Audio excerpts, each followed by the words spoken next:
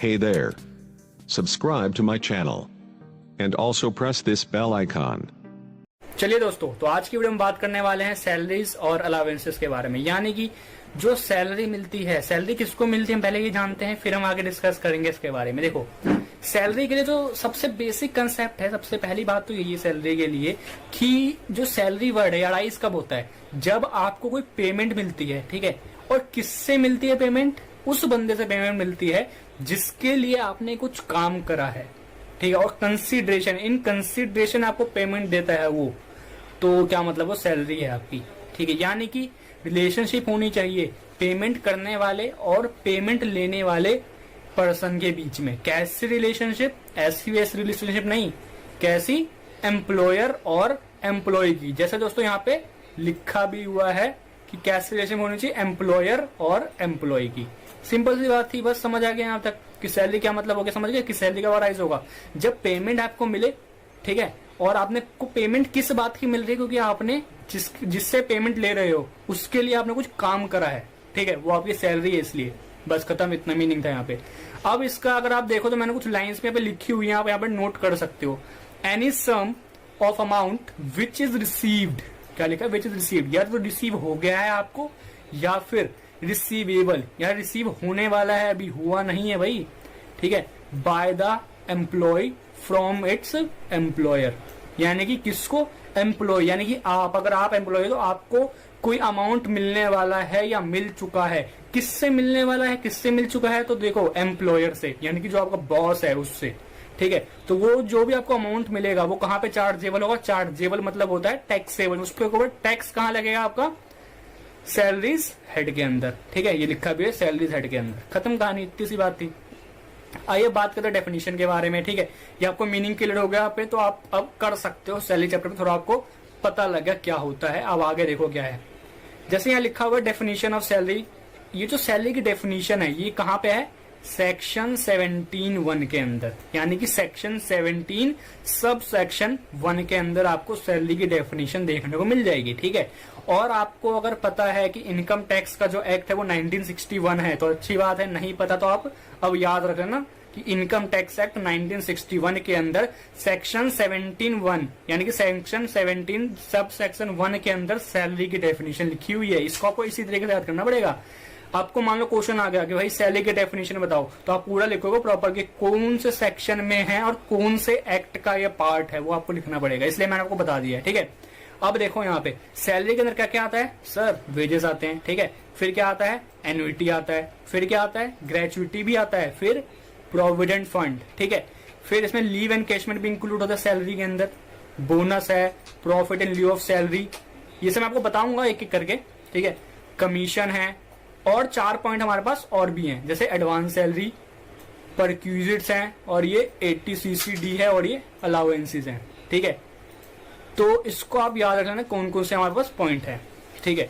आइए अब चलते हैं, हम जरा इनके एक एक करके डिटेल जानते हैं क्या है, ठीक है। जैसे वेजेस, सबसे पहले हम जानेंगे वेजेस की डिटेल। तो देखो वेजेस क्या होता है, अगर हम वेजेस की बात करें, जो सैलरी होती है और जो वेजेस होते हैं कोई डिफरेंस नहीं है इसके अंदर, ठीक है। सबसे सिंपल बात यह है कि इनके अंदर कोई डिफरेंस नहीं होता है। यानी कि जिस बेसिस पे सैलरी चार्जेबल होगा, यानी कि टैक्सेबल होगा जिस बेसिस पर, उसी बेसिस पर वेजेस भी टैक्सेबल होगा, ठीक है। बस यही है इसका मतलब वेजेस का, ठीक है।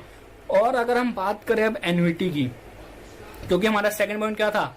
एन्युटी था, ठीक है। तो एन्युटी की हम बात करें तो यानी कि ये वो पेमेंट होती है जो आपको, यानी कि आपको मतलब एम्प्लॉय को अपने एम्प्लॉयर से मिलती है। कब मिलती है? एनुअली मिलती है, यानी कि हर साल मिलती है, तो कुछ ना कुछ परसेंट मिलता है, ठीक है, या कुछ मतलब कि अमाउंट उसको मिलता है, ठीक है। अमाउंट कैसे मिलेगा? कैसे मिलने का मतलब है कि क्या एम्प्लॉयर अपनी मर्जी से पेमेंट करता है, यानी कि वॉलेंटरली, यानी कि उसको लगा कि भाई मेरी जरूरत है, मेरे को जो है इसको एन्युटी देने की जरूरत है, तो वो दे देगा। क्या वो अपनी मर्जी से देता है, या फिर आपके यानी कि एम्प्लॉई और एम्प्लॉयर के बीच में एग्रीमेंट हुआ था जॉब लेते वक्त, यानी कि आपने जब जॉब लेने गए थे उससे, जब आपको उसने जो अपने जॉब पे रखा था एज ए एम्प्लॉय, तब उसको आपने जो है एक एग्रीमेंट बनाया होगा आपने, ठीक है, उसके साथ कि आपके उसमें लिखी होगी भाई आपको एन्युटी मिलेगा हर साल, तो उस वजह से कहीं एम्प्लॉयर आपको दे रहा हो एन्युटी, ठीक है, या फिर अपनी इच्छा से दे रहा हो। ये दो चीजें होती हैं इसके अंदर, ठीक है, सिंपल सी बात। अब यहाँ पे देखो, अगर एक चीज बात आती है कि जब एन्युटी जो हो आपको प्रेजेंट एम्प्लॉयर से मिल रहा हो, यानी कि आप जहां आज काम कर रहे हैं कि एज ए एम्प्लॉय, मान लो आप एम्प्लॉय हो, जहां पर आज आप काम कर रहे हो उस एम्प्लॉयर से या उस बॉस से आपको जो भी एन्युटी मिलेगा वो आपकी सैलरी हेड के अंदर टैक्सेबल होगा। सिंपल सी बात थी। लेकिन अभी रुको, होल्ड ऑन, अगर आपको मिलता है सैलरी कह रहा हूं एन्युटी, ठीक है, एन्युटी अगर आपको मिलता है प्रीवियस एम्प्लॉय से, ठीक है, यानी कि जहां पहले काम करते थे एम्प्लॉय को, प्रीवियस एम्प्लॉयर से जहां पर आप पहले काम करते थे उससे आपको कुछ मिला है एन्युटी, और कैसे मिला है, प्रॉफिट के रूप में मिला है, यानी कि उसने आपको जो है अपने पुराने आपको अमाउंट ना देकर उसने प्रॉफिट दे दिया, उसके बोले भाई ये तुम्हारा प्रॉफिट रखो, तो वो कहां पे टैक्सेबल होगा, वो टैक्सेबल होगा किसके हैंड में होगा, वो प्रॉफिट के रूप में टैक्सेबल है, यानी कि उसको सैलरी के रूप में टैक्सेबल नहीं करेंगे हम, यानी कि सैलरी हेड में टैक्सेबल नहीं करेंगे उसको, हम टैक्सेबल कैसे करेंगे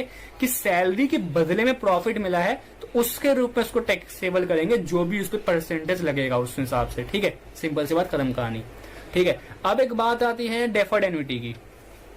आप डेफर्ड वर्ड का मीनिंग जानते हैं तो अच्छी बात है, ठीक है, वैसे आप जानते ही होंगे कि 12th तक में आपने पढ़ा ही है डेफर्ड वर्ड, ठीक है।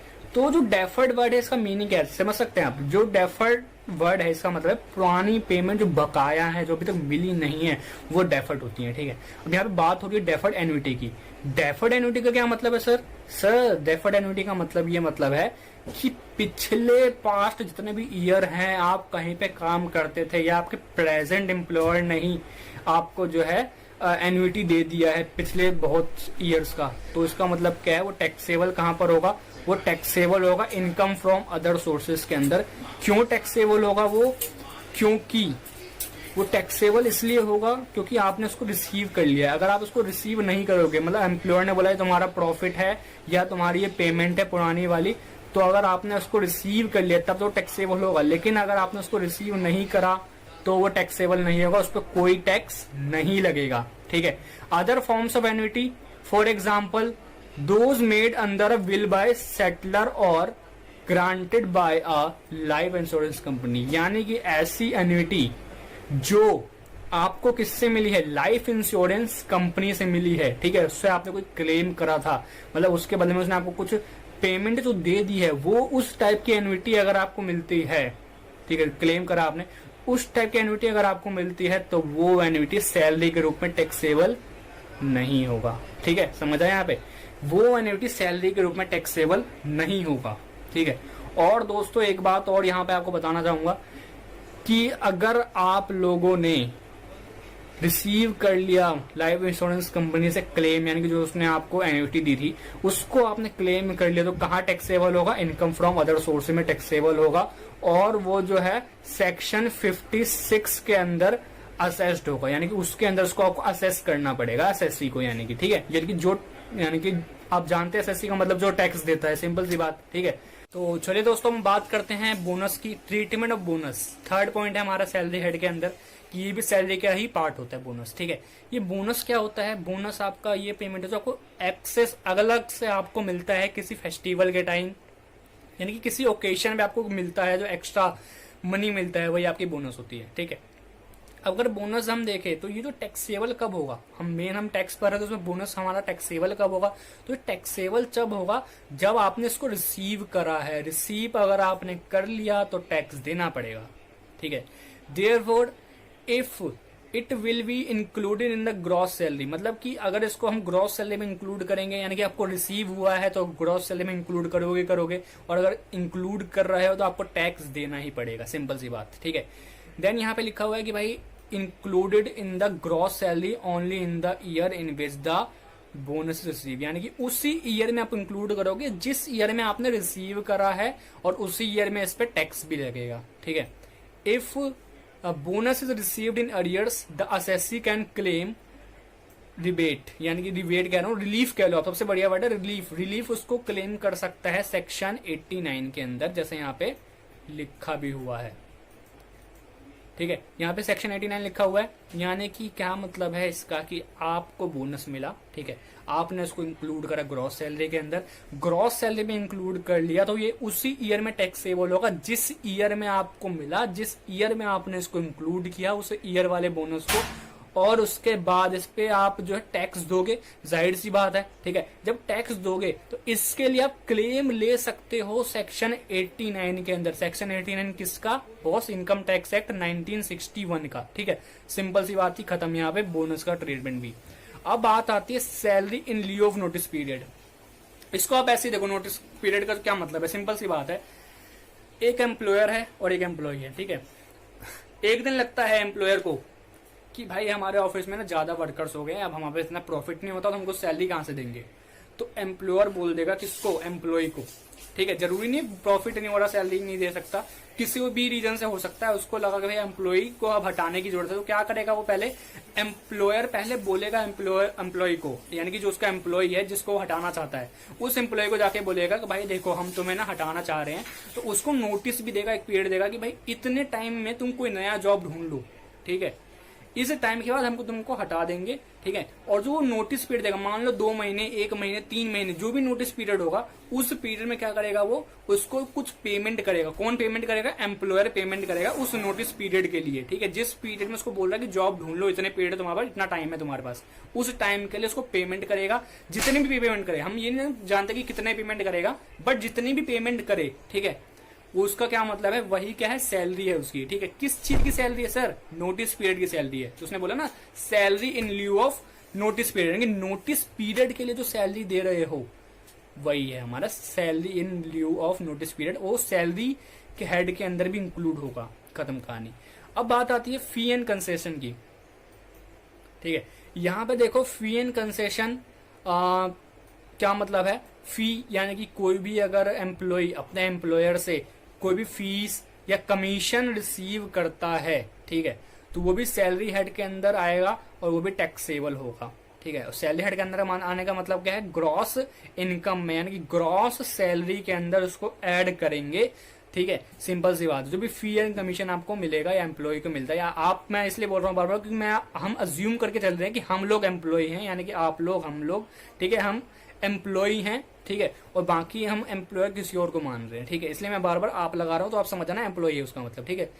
एनी फी और कमीशन पेड या payable by employer to the employee, salary fully taxable and this would be included in gross salary. यानी कि कोई भी फी या कमीशन एम्प्लॉयर ने एम्प्लॉय को दी तो वो पूरी तरह से टैक्सेबल होगा, उस पर कोई डिडक्शन, कोई एग्जेम्पशन नहीं मिलने वाला है, ठीक है। अब बारी आते हैं यहाँ पे कि कमीशन में भी फिक्स्ड अमाउंट होता है, यानी कि जो कमीशन है तो फिक्स्ड अमाउंट का होगा या फिर उस पर कोई परसेंटेज होगा। यानी कि मतलब क्या मतलब है फिक्स्ड अमाउंट का?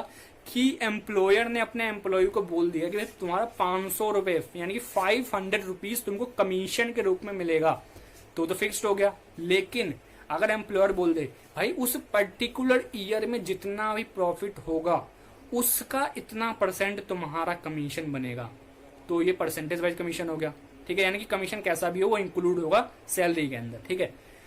अब यहाँ पे लिखा हुआ है, या फिर नेट प्रॉफिट भी हो सकता है। नेट प्रॉफिट हो गया या टर्नओवर हो गया, ठीक है। दो चीज में यूज करा गया है, एक है नेट प्रॉफिट और एक है टर्नओवर। फिर बारी आती है but it will be taxable under the head salary only when it is paid या payable by employer to employee. यानी कि सैलरी में अगर इंक्लूड कर लिया तो टैक्सेबल तो होगा ही होगा, लेकिन ये टैक्सेबल तभी हो सकता है अगर मान लो आपने सैलरी में इंक्लूड नहीं किया है तो ये टैक्सेबल नहीं होगा। अगर इंक्लूड कर लिया है तो टैक्सेबल होगा। और इंक्लूड करने का क्या मतलब है? आपने इसको रिसीव कर लिया है या फिर एम्प्लॉयर ने आपको पे कर दिया, एक ही बात है। रिसीव कर लिया आपने तो पे तो करा ही होगा उसने, ठीक है। या रिसीव कर लिया है या रिसीव होने वाला है तो ही इंक्लूड करोगे इसके अंदर, ठीक है। बस सिंपल सी बात खत्म, और इस पर तभी टैक्स लगेगा। ये हमारा हो गया यहाँ तक फी एंड कमीशन तक टॉपिक कंप्लीट। अब जो कुछ पॉइंट्स बच गए हैं, आप बोलोगे सर अभी तो आपने कुछ ही पॉइंट्स बताए हैं। जैसे हम क्या कर चुके हैं? वेजेस कर चुके हैं, एन्युटी हो गया हमारा, ठीक है, बोनस कर चुके हैं हम, ठीक है, profit in lieu of salary भी हो चुका है, कमीशन भी हो चुका है, और बस इतने टॉपिक हुए हैं हमारे, ठीक है। अब बात करते हैं जो ये टॉपिक हमारे बच गए हैं ना, इन टॉपिक की मैं अलग से हर एक टॉपिक की वीडियो बनाने वाला हूं, तो उसमें आपको ये पूरी डिटेल में मिलेगा, क्योंकि ये छोटा टॉपिक नहीं जो बाकी टॉपिक बच गए हैं, इसकी पूरी भी राम कहानी हमारी लिखनी बाकी है इसके बारे में, ठीक है। तो इसके लिए अलग वीडियो बनेगी। आइए पहले हम बात कर लेते हैं अलाउंसेस की। क्या होते हैं अलाउंसेस? ये अलाउंसेस दो टाइप के होते हैं। कितने टाइप के सर? दो टाइप के। कौन कौन से? हाउस रेंट और प्रेस्क्राइब्ड स्पेशल अलाउंसेस, ठीक है। हाउस रेंट अलाउंसेस और प्रेस्क्राइब्ड स्पेशल अलाउंसेस। ये अलाउंसेस का क्या मतलब है, ये भी ठीक उसी तरह है कि जो एम्प्लॉय के पर्सनल एक्सपेंसेस को मीट करने के लिए, या तो उसके पर्सनल एक्सपेंसेस या ऑफिशियल एक्सपेंसेस को मीट करने के लिए जो अलाउंस यानी कि जो मनी दी जाती है एम्प्लॉयर के द्वारा, जो कंसीडरेशन दिया जाता है उस एक्सपेंस को, उस खर्चे को मीट करने के लिए, ठीक है, उस एक्सपेंस यानी जो खर्चा वो कर रहा है उसको मीट करने के लिए जो भी मनी देगा एम्प्लॉयर, उसको पे करेगा बाद में, वही अलाउंसेस होती हैं। ठीक है, ये दो टाइप की होती है। कौन सी, एक तो हाउस रेंट अलाउंसेस और दूसरी कौन सी होती है, प्रेस्क्राइब्ड, ये होती है दूसरी स्पेशल अलाउंसेस यानी कि प्रेस्क्राइब्ड। ये भी बताऊंगा, इसका डिटेल पढ़ेंगे हम, लेकिन पहले हम हाउस रेंट अलाउंसेस की बात कर लेते हैं। क्या होता है हाउस रेंट अलाउंसेस?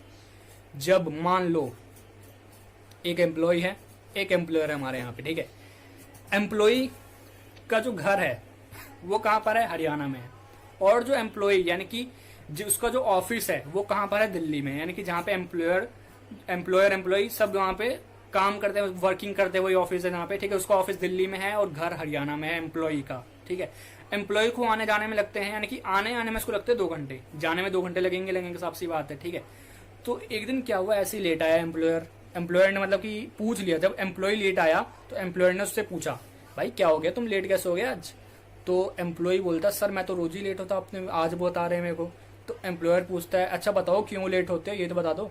तो एम्प्लॉय ने बोला, सर मेरा घर है हरियाणा में, ठीक है, और मेरे को वहां से आने में 2 घंटे लगते रोज, इस चक्कर में, और ट्रैफिक भी होता रास्ते में, तो इस चक्कर में मैं आ नहीं पाता टाइम पे।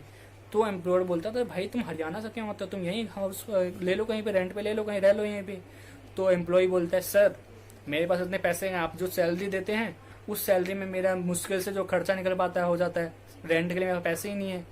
तो सुनो एम्प्लॉयर क्या बोलता है, देखो भाई तुम्हारे पैसे नहीं है, कोई बात नहीं, मैं लो मेरी तरफ से पैसे, ठीक है, ये रखो, ठीक है, और इस पैसे से, इस पर्टिकुलर अमाउंट से तुम जो रेंट है तुम्हारा हाउस का वो पे करना, और इस पैसे से रेंट पे रहो। ठीक है, तो एम्प्लॉयर हो गया खुश, बस हो रहे हैं, वहां दिल्ली में उसने ले लिया मकान, बस यहीं पे हम कहानी रोकते हैं अपनी। ठीक है, तो इसका मतलब क्या है, जो एम्प्लॉयर ने पैसे दिए एम्प्लॉय को वही हाउस रेंट अलाउंसेस हो गया। यानी कि किस लिए दिए उसको उसने पैसे, अपने घर के रेंट को क्या करने के लिए, पूरा करने के लिए, मीट करने के लिए, घर का रेंट क्या एक्सपेंस है उसको मीट करने के लिए उसने पैसे दिए एम्प्लॉयर ने अपने एम्प्लॉय को, वही हाउस रेंट अलाउंस है। ठीक है, मीनिंग क्लियर होगी आपको यहाँ पे। तो आप बात करते हैं हम जरा इसके एग्जेम्पशन की, इसकी एग्जेम्पशन मिलती है। अब अलाउंसेस क्या होता है एम्प्लॉय के लिए, इनकम। अगर ये इनकम है तो क्या मतलब है, टैक्सेबल होगा। हाँ सर बिल्कुल टैक्सेबल होगा, क्योंकि इनकम है उसकी, अगर इनकम है तो टैक्सेबल होगा। इसीलिए गवर्नमेंट ने बोला कि एम्प्लॉय पे बर्डन ना आ जाए टैक्स का, इसीलिए उसने कई कई जगह पे एग्जेम्पशन दिए। उन्हीं में से एग्जेम्पशन कहाँ मिली हुई है, हाउस रेंट अलाउंस के अंदर एग्जेम्पशन मिली हुई है। इसमें 3 केस होते हैं, उन 3 में से जो सबसे मिनिमम होगा वही हमारा क्या होगा, टैक्सेबल होने से बच जाएगा, यानी एग्जेम्प्ट हो जाएगा वो। ठीक है, यानी कि उस चीज की एग्जेम्पशन मिल जाएगी। कौन कौन से वो 3 चीजें, यानी कि पहला केस होता है HRA, यानी कि हाउस रेंट अलाउंस, जितना भी आपने रिसीव करा यानी कि एम्प्लॉय ने, ठीक है, मैंने पहले बोल दिया था कि आप अपने आप को एम्प्लॉय समझो भी, ठीक है, यानी कि जितना भी आपने रिसीव करा अपने एम्प्लॉयर से वो अमाउंट आप लिखोगे यहाँ पर, ठीक है, इसके सामने ये लाइन लिखने के बाद जब क्वेश्चन करने बैठोगे तब, ठीक है। फिर उसके बाद जितना आपने रेंट पे करा, यहाँ पे लिखा है जैसे जितना आपने रेंट पे करा, ठीक है, जितना आपने मान लो 5,000 पर मंथ आप रेंट पे कर रहे हो तो 12 महीने का लेंगे। अगर आपको हाउस रेंट अलाउंस भी 12 महीने का मिला है तो वो भी 12 महीने का लेंगे। अगर वो 6 मंथ का मिला है हाउस रेंट अलाउंसेस तो रेंट पे भी 6 मंथ का लेना पड़ेगा आपको, ठीक है। और उसके बाद 10% ऑफ सैलरी, यानी कि जितनी भी आपकी सैलरी मिली है, सैलरी कौन सी, सैलरी का मतलब है बेसिक पे, जो बेसिक सैलरी है आपकी वो, ठीक है, यानी कि जो एम्प्लॉयर, जब आप जॉब पे लगे थे तो आपने एम्प्लॉयर ने आपको बताया होगा कि आपकी इतनी सैलरी है, मतलब एम्प्लॉय को, ठीक है, मान लो बता दिया 15,000 रुपए तुम्हारी सैलरी है पर मंथ, तो ये बेसिक सैलरी होगी। उसके बाद जो अलाउंसेस मिलेंगे वो अलग होते हैं, ठीक है। बेसिक पे यानी कि बेसिक सैलरी क्वेश्चन में गिवन होगा आपको, साफ सी बात है, ठीक है। और साथ में डीए मतलब क्या है, डियरनेस अलाउंसेस, और इसके अंदर कौन सा पार्ट लेना है आपको, वो वाला पार्ट लेना है जो रिटायरमेंट बेनिफिट के लिए बनाया गया है। यानी कि जब आप रिटायर हो गए कल को, मान लो कल को आपकी उम्र हो गई, या तो अपनी मर्जी से हो गया यानी कि एक टाइम के बाद हो जाते हैं, ठीक है, या फिर आपको जॉब से निकाल दिया गया है तो वो भी आपकी जबरदस्ती वाली रिटायरमेंट होती है। उस पर्पस के लिए रिटायरमेंट कैसे भी हो, ठीक है, उस रिटायरमेंट पर्पस के लिए जो पार्ट आपने बनाया हुआ है, यानी कि आपके एम्प्लॉयर ने आपको दे रहा है डीए के रूप में हर महीने, वो वाला पार्ट आपको लेना डीए के अंदर, ठीक है। बेसिक सैलरी और प्लस में डीए, ठीक है। यही है सैलरी की डेफिनेशन इस केस के लिए, एचआरए के इस पॉइंट के लिए, ठीक है। यानी कि 10% ऑफ सैलरी, यानी कि जितना आपने रेंट पे किया, मान लो 5,000 रुपए आप रेंट पे करते हो, ठीक है, और 10% सैलरी, यानी कि सैलरी का 10% मान लेते हैं, कितना आ गया आपका, आ गया यहाँ पे 40,000, ठीक है। 40,000 और 5,000 रुपए आप रेंट पे करते हो, तो यानी कि 5 इंटू में 12 कितना आ गया 60,000 माइनस 40,000 आप अगर यहाँ पे करोगे तो कितना आएगा 20,000। तो इसका मतलब 20,000 अमाउंट आप यहाँ पे लिखोगे साइड में, ठीक है, यहाँ लिख दिया। और मान लो आपको यहाँ पे कितना अमाउंट रिसीव होता है एचआरए के रूप में, आपको रिसीव होता है 80,000, तो 80,000 लिख लो। मैंने आपको पूरे साल का बता दिया एक ही बार में, ठीक है, मंथली मैंने बोला नहीं है। तो मान लो आपको 80,000 मिलता है, वो अमाउंट यहाँ लिख दूं, खत्म कहानी। कितना आया था 80 20। अब थर्ड पॉइंट बाकी है बहुत सभी। थर्ड पॉइंट में 2 सिचुएशन है, एक है 40% और एक है 50%। पहले 50% डिस्कस कर लेते हैं, ठीक है। 50% का क्या मतलब है, और साथ में लिखा सैलरी का 50%। 50% या 40% किसका, सैलरी का, ठीक है। तो सैलरी कौन सी, जो मैंने आपको यहां बताया अभी, बेसिक पे और डीए। डीए कौन सा, फॉर्मिंग पार्ट वाला, यानी कि forming part of retirement benefit वाला, ठीक है, वो वाला डीए। उन दोनों को ऐड करोगे, उसका 40% या 50% आप कैलकुलेट कर लोगे और यहाँ लिख दोगे। लेकिन 40% और 50% का मीनिंग क्या है ये तो बताओ सर। तो देखो दोस्तों, 50% का क्या मतलब है कि जब एम्प्लॉय कहां पर उसका हाउस हो, दिल्ली, मुंबई, कोलकाता या चेन्नई में, यानी कि मेट्रोपॉलिटन सिटीज में अगर उसका हाउस है दिल्ली, मुंबई, कोलकाता, चेन्नई में, तो उसको जो है सैलरी का 50% यहाँ पे कैलकुलेट करना पड़ेगा। लेकिन रुको अभी, हैंड ऑन, अगर यहाँ पर जो है दिल्ली, मुंबई, कोलकाता, चेन्नई, इन सब के अलावा किसी और स्टेट में है उसका हाउस, रेंट पे उसने लिया हुआ है मतलब, तो उसको 40% लेना पड़ेगा अपनी सैलरी का, यानी कि सैलरी का 40% कैलकुलेट करना पड़ेगा अगर कहीं और है, इन सिटी से बाहर कहीं और है तब, ठीक है।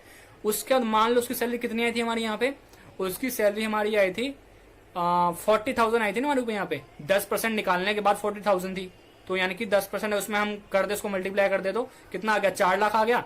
4 लाख का 50%, मान लो दिल्ली में रहता है तो 4 लाख का 50% 2 लाख, 2 लाख लिख दो यहाँ पे सामने, ठीक है। अगर वो कहीं और रहता है तो 4 लाख का 40% लिख दो, कितना आएगा अमाउंट 1,60,000, तो वो भी यहाँ लिख दो। अगर कहीं और रहता तो, नहीं रहता दिल्ली में रहता तो 50% लोगे, दिल्ली, मुंबई, चेन्नई, कोलकाता, चेन्नई और कोलकाता, ठीक है।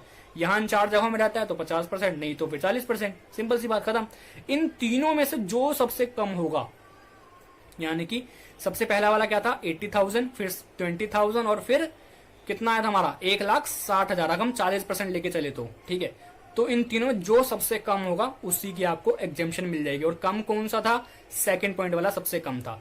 इस इतने अमाउंट की आपको क्या मिल जाएगी, एचआरए के अंदर एग्जेम्पशन मिल जाएगी। और जो अमाउंट बचेगा, एचआरए कितना मिला था आपको सर 80,000 मिला था, 80,000 एचआरए मिला, उसमें से 40,000 कितना आया था हमारा यहाँ पे 20,000 आया था ना, 20 हमने माइनस किया था यहाँ पे, 40 माइनस किया तो 20 आया था आंसर, यानी कि 20,000 था हमारा आंसर, ठीक है। तो 20 माइनस कर दो किस में से, 80 में से, यानी कि एचआरए जितना मिला उसमें से जितना एग्जेम्पशन लेना है आपको, जितने का आपको मिल सकती है ज्यादा से ज्यादा, वो माइनस कर दो, कितना आया 60,000 बचा, तो बस उस 60,000 को ग्रॉस सैलरी के अंदर ऐड कर देंगे, यानी कि ग्रॉस सैलरी कैलकुलेट करने से पहले उसमें ऐड कर देंगे, ठीक है। खत्म कहानी यहाँ पे, उसका जो उसमें ऐड कर दिया आपने वही अमाउंट टैक्सेबल भी होगा बाद में जाके, खत्म कहानी, एचआरए की कहानी खत्म। अब बात आती है प्रेस्क्राइब्ड स्पेशल अलावेंसेस। अभी एचआरए के हम क्वेश्चन पहले देख लेते हैं, फिर इसको डिस्कस करेंगे, कोई लंबा टॉपिक है प्रेस्क्राइब्ड स्पेशल अलावेंसेस। तो चलिए पहले क्वेश्चन पे देख लेते हैं। हमने यहाँ पर 2 क्वेश्चन उठाए हैं, ठीक है। जैसे इधर का पहला क्वेश्चन, मिस्टर एक्स है कोई, ठीक है। Mister X is employed with ABC limited on a basic salary of कितनी 60,000 पर मंथ, ठीक है। He is also entitled to a DNS allowance of 20%, इस बात को 20% है डीएनएस अलाउंसेस, ठीक है, ऑफ बेसिक सैलरी का 20%। डीएनएस अलाउंस ज्यादातर आपको बेसिक सैलरी का ही परसेंटेज मिलेगा क्वेश्चन के अंदर, और कई बार आपको सीधा सीधा अमाउंट दे दे, ठीक है, हो सकता है। और उसने बोला क्या साथ में कि 70% ऑफ, यानी कि 70% of DNS allowance is included in salary for retirement benefit, यानी कि जो डीएनएस अलाउंस आपको मिल रहा है उसका 70% रिटायरमेंट बेनिफिट के लिए है, ठीक है। तो the company given him HRA of 30,000 per month, यानी कि उसको HRA कितने की मिलती है, 30,000 पर मंथ की मिलती है उसको HRA, ठीक है। अब उसने बोला हुआ है with effect from 1/1/2019 he receives a increment of 10,000 in as in basic salary, यानी कि उसकी बेसिक सैलरी जो है अब 10,000 बढ़ गई है। उसको कब बढ़ी है, उसकी 1 जनवरी 2019 में उसकी बेसिक सैलरी बढ़ गई है। बढ़ कितनी बढ़ी है, 10,000 बढ़नी स्टार्ट हो गई, यानी कि जनवरी में पहले 60 था, 60 था, अब 70 हो गया है और 70 रहेगा जब तक नहीं बढ़ती है अगली वाली तब तक, यानी कि 70 होगी सैलरी उसकी कब, 1 जनवरी 2019 से, ठीक है। बाकी पहले 60 थी। इस बात को भी दिमाग में रखना कि क्वेश्चन सॉल्व करने में काम आएगा ये, ठीक है। अब देखो, अब यहां लिखा हुआ है कि ड्यूरिंग द प्रीवियस ईयर 2018-19, यानी कि प्रीवियस ईयर चल रहा था 2018-19 का, ठीक है। He has received arrears of salary pertaining to earlier years amounting to 80,000, यानी कि उसको जो है सैलरी मिल रही है। कौन सी सैलरी मिल रही है, पास्ट वाली। उसके एम्प्लॉयर ने, उसके जो पुराने एम्प्लॉयर्स थे उसने उसको सैलरी नहीं दी थी, या हो सकता है अभी वाले एम्प्लॉयर ने उसको पहले पुराने वाली सैलरी नहीं दी थी, ठीक है। तो अगर वो उसको सैलरी रिसीव हो रही है तो इसका मतलब क्या, मैंने आपको बताया था क्या करेंगे को, अभी बताऊंगा क्या करेंगे, बट आपको याद है तो आप कर सकते हो, कॉपी में करके कर सकते हो, ट्राई कर सकते हो, और आपको ये थोड़ा भी आइडिया लगता है कि हाँ ऐसे करना है तो, ठीक है। फिर यहाँ लिखा हुआ है कि x was staying with his parents, x पहले अपने पेरेंट्स के साथ रहता था, कब तक, 31 अक्टूबर 2018 तक अपने पेरेंट के साथ रहता था, ठीक है। और जब 1 नवंबर आया, ठीक है, he takes an accommodation on rent in Delhi and pays 25,000 per month as rent for the accommodation, यानी कि जब 1 नवंबर 2018 आया तो उसने जो है हाउस लिया रेंट पर। कहां पर रेंट पे हाउस लिया उसने, दिल्ली के अंदर। कौन सी सिटी है, दिल्ली मेट्रोपॉलिटन सिटी है, तो दिल्ली के अंदर उसने हाउस लिया उसने रेंट पर, ठीक है। बस इतनी सी बात खत्म, और वहां पर रहने लग गया वो। अब उसको क्या निकालना है, हमको सैलरी निकालनी है उसकी, अकोमोडेशन, उसमें यानी कि जो असेसमेंट ईयर है, उस असेसमेंट ईयर कौन सा हमारा 2019-20 हमारा असेसमेंट ईयर है, ठीक है। आप अभी यही मान के चलेंगे हमारा जो यानी कि जो पिछले साल जो बीकॉम सेकेंड ईयर में बच्चे आए हैं उनके लिए 2019-20 जो है असेसमेंट ईयर है। चलिए सॉल्व करते हैं इस क्वेश्चन को। कंप्यूटेशन ऑफ, यानी कि फॉर्मेट आपको याद रखना है, कैसे करना है आपको कैलकुलेट, कैलकुलेट तो बात की बात है, पहले फॉर्मेट याद रखो क्या करना है इसके अंदर। तो सबसे पहले क्या लिखनी है आपको, computation of gross salary of mister x. किसकी सैलरी, मिस्टर एक्स की सैलरी, ठीक है। कौन सा ईयर हमारा प्रीवियस ईयर कौन सा है वो भी लिखना है हमको, प्रीवियस ईयर 2018-19, और असेसमेंट ईयर कौन सा है, यानी कि सेकंड ईयर वाले कौन सा है असेसमेंट ईयर, सेकंड ईयर के जो भी 2019-20 में जुड़े हैं, यानी कि सेकंड ईयर में आए हैं एसओएल में, या कोई सी भी कॉलेज में, जो सा भी कॉलेज है आपका, ठीक है। तो उसके लिए असेसमेंट ईयर कौन सा होगा, 2019-20, ठीक है। और उसके बाद बेसिक सैलरी सबसे पहला पार्ट होगा हमारा, ठीक है। ये सब आप जानते हैं, पर्टिकुलर्स लिखते हैं, अमाउंट लिखते हैं, तो ठीक है आपको पता ही होगा कि लिखना पड़ता है, ठीक है। हम बात करते हैं यहां से बेसिक सैलरी से। बेसिक सैलरी कितनी थी हमारी क्वेश्चन के अंदर, 60,000 थी।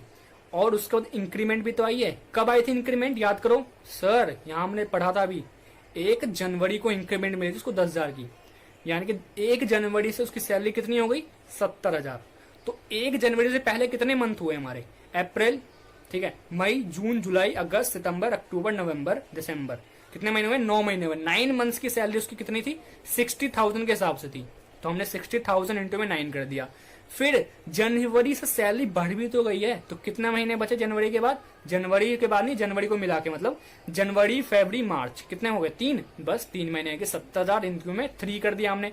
जो आया हमारा अमाउंट हमने यहाँ पे लिख दिया, कितना आया हमारे यहाँ पे 750, यानी कि 7.5 लाख, 7,50,000, 7,50,000, ये हमारा क्या आ गया, बेसिक सैलरी आ गया। अब डीएनएस अलाउंस, क्वेश्चन में उसने बोला हुआ था 20%, 20% बोला था ना उसने, तो बस यहां लिख देंगे 20%, ठीक है।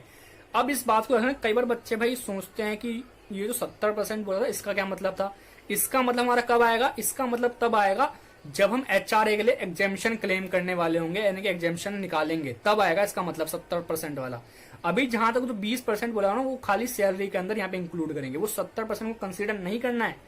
यानी कि क्वेश्चन के अंदर आपको अगर ये बोल दिया इतना जो है बेनिफिट रिटायरमेंट के लिए इतना %, ठीक है, तो उस बेनिफिट वाला जो है उसको बाद में हम कंप्यूट जब एग्जेम्पशन निकालेंगे तब उसका यूज करेंगे, ठीक है। और डीएनएस अलाउंस के लिए जितना अमाउंट आपको दे रखा है उतना का उतना अमाउंट आप जो है यहाँ पर इंक्लूड कर दोगे, ठीक है। यहाँ तो उसने 20% बोला हुआ था, कई बार क्वेश्चन में अमाउंट होता है तो हमने अमाउंट लिखेंगे, ठीक है। यहाँ बोला हुआ 750 का 20%, तो कितना आ गया 150, ठीक है। 1.5 लाख आ गया 1,50,000। ये मैंने कराया हुआ क्वेश्चन है, नोट्स हैं तो उसमें नोट्स में ऐसे समझाया जा सकता है, ठीक है। यहाँ लिखा हुआ है arrears of salary. Arrears of salary का क्या मतलब है, 80,000 मिला है ना आपको, यानी कि आपको मतलब एम्प्लॉय को जो मिला है 80,000, पिछले बाकी जो ईयर्स थे उनकी सैलरी आपको अब जाके मिली है, तो एरियर्स होगी वो। तो जब आपको मिले तो सैलरी में इंक्लूड करोगे बॉस, ठीक है। यानी कि सैलरी में इंक्लूड करना, क्योंकि आपने रिसीव कर लिया है, इंक्लूड करना पड़ेगा, ठीक है। तो इंक्लूड कर लिया हमने, 80,000 लिख दिया हमने यहाँ पे, ठीक है। फिर एचआरए, जो एचआरए है ना, इसको हमेशा यहाँ पे लिखोगे, पहले एचआरए, फिर यहाँ लिखोगे लेस एग्जेम्पशन, ठीक है। इस मतलब पूरा शो करोगे ना, मैंने इतने की एग्जेम्पशन ली है, यानी कि इतने की मैंने एग्जेम्पशन ले ली है गवर्नमेंट से, ठीक है। अब वो अमाउंट कैसे निकालेंगे वो पहले देखते हैं, लेकिन पहले आप यहाँ देखो एचआरए आपको कितना मिल रहा था, 30,000 पर मंथ मिल रहा था, ठीक है। तो इसका मतलब क्या है, उसको 12 मंथ से मल्टीप्लाई कर देंगे, ठीक है। 12 मंथ से क्यों करा हमने, क्योंकि उसने कहीं भी स्पेसिफाई नहीं करा कि एचआर आपको मिल कितने मंथ का रहा है, तो इसलिए हम उसको किससे मल्टीप्लाई करेंगे, 12 से मल्टीप्लाई करेंगे। तो कितना आ गया यहाँ पे 3,60,000। अगर वो स्पेसिफाई होता कि 6 महीने के 6 मंथ के लिए मिला है, 5 मंथ के लिए मिला है, तो हम 6 या 5 से मल्टीप्लाई करते, लेकिन नहीं मेंशन है तो 12 से मल्टीप्लाई करेंगे, खत्म कहानी, ठीक है। यहाँ लिखा हुआ है एग्जेम्पशन। इस एग्जेम्पशन को कैसे कैलकुलेट करें, अभी मैंने तरीका बताया ऊपर। सबसे पहले क्या था हमारा कि एक्चुअल एचआरए रिसीव, कितना रिसीव करा एक्चुअल आपने, 3,60,000। अभी निकाला ना हमने, कैसे निकाला है 12 से मल्टीप्लाई करके, ठीक है।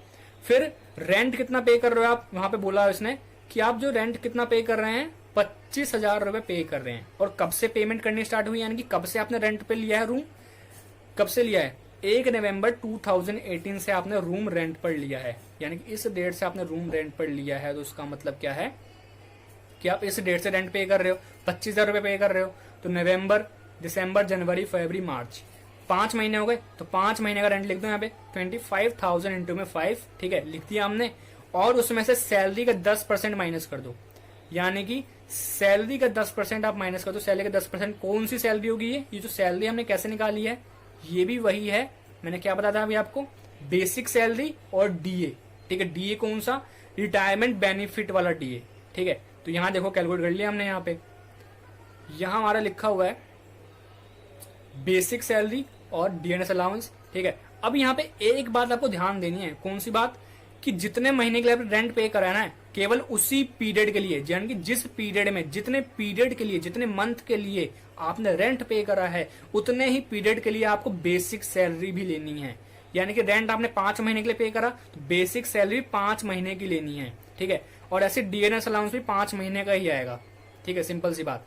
अब बेसिक सैलरी नवंबर से आपने रेंट पे करना स्टार्ट करा, तो नवंबर, दिसंबर, जनवरी, फरवरी, मार्च, 5 महीने हो गए। नवंबर दिसंबर में आपकी कितनी थी बेसिक सैलरी, 60,000, क्योंकि इंक्रीमेंट कम मिली है, जनवरी में मिली है, तो जनवरी में 70,000 हो जाएगी सैलरी, वो भी बाद में देखेंगे। यानी कि नवंबर दिसंबर में आपकी सैलरी थी 60,000, इसलिए 2 से मल्टीप्लाई, 60,000 इंटू में 2।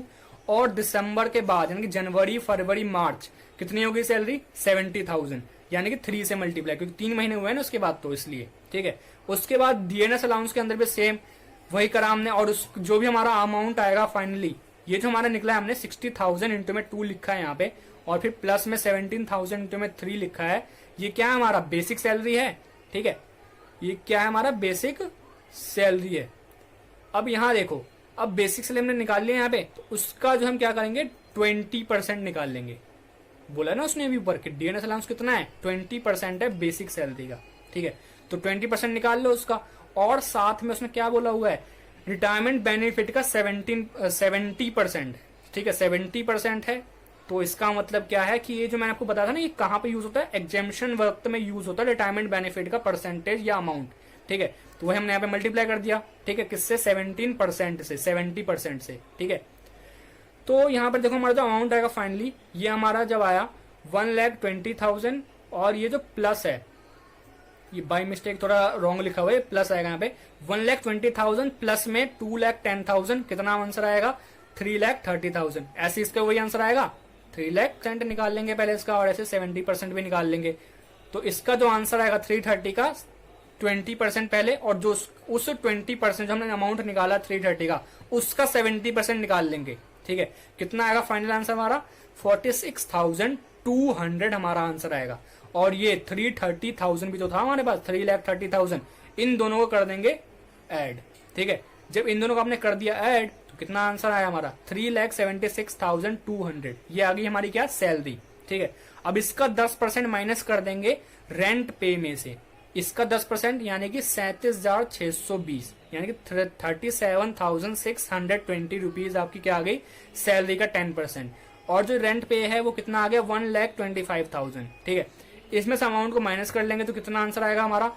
87,380। ये आंसर आया, खत्म कहानी।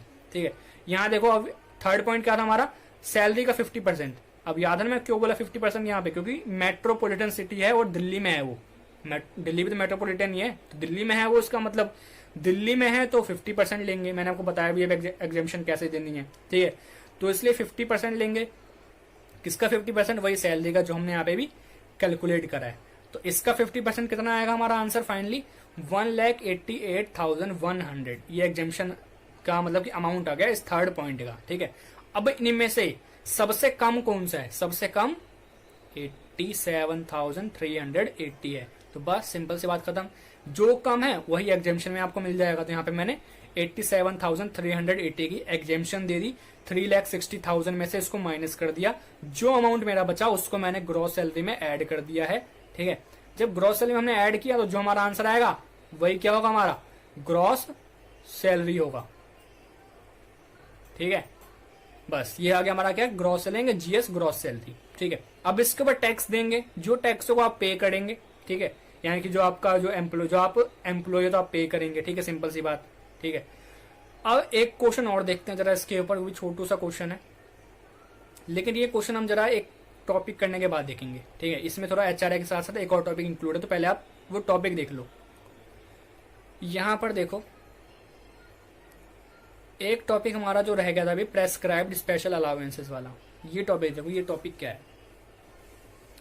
अब जो आपको अलाउंसेस मिलते हैं, यानी कि जो भी अलाउंसेस एचआरए के अलावा, अभी एचआरए हमने डिस्कस कर लिया, एचआरए के अलावा जो भी अलाउंसेस मिलते हैं उसको क्या बोलेंगे? प्रेस्क्राइब्ड स्पेशल अलाउंसेस, यानी कि स्पेशल अलाउंसेस आपको जो मिलते हैं।